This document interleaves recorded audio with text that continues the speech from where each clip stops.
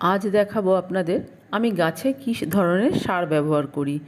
দেখুন, এই বালতির মধ্যে কিছুটা লাল লাল জল দেখতে পাচ্ছেন। এর মধ্যে আছে মাছ মাংস ধোয়া জল, চাল ধোয়া জল, ভাতের ফ্যান, সবজি ধোয়া জল, এই সব কিছু আমি রেখে দিয়েছিলাম।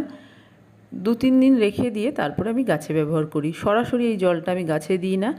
কিছুটা জল নিয়ে তার মধ্যে এই জলটা মিশিয়ে তারপরে গাছের গোড়ায় দিই। খুব বেশিও দিই না, অল্প অল্প করেই দিই।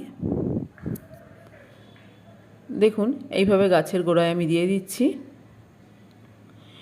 এর ফলে গাছের কিন্তু প্রয়োজনীয় সারটা গাছ পেয়ে যাবে।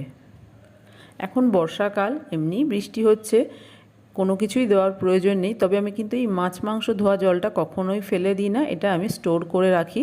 2-3 দিন রেখে যখন দেখি বৃষ্টি হচ্ছে না, বেশ গাছের গোড়ার মাটিটা শুকনো হয়ে গেছে, তখন এই জলটা আমি গাছে দিয়ে দিই। আর জলটা একটু পচিয়েই তারপরে দিই, সরাসরি টাটকা জলটা দিই না।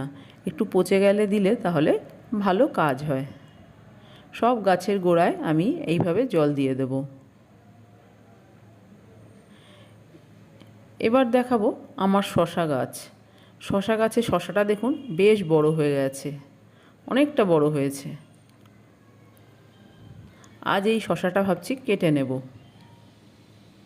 আরও একটা শশা দেখুন হয়েছে, সেই শশাটা একটু বেঁকে গেছে আর সাইজেও একটু ছোট হয়ে আছে।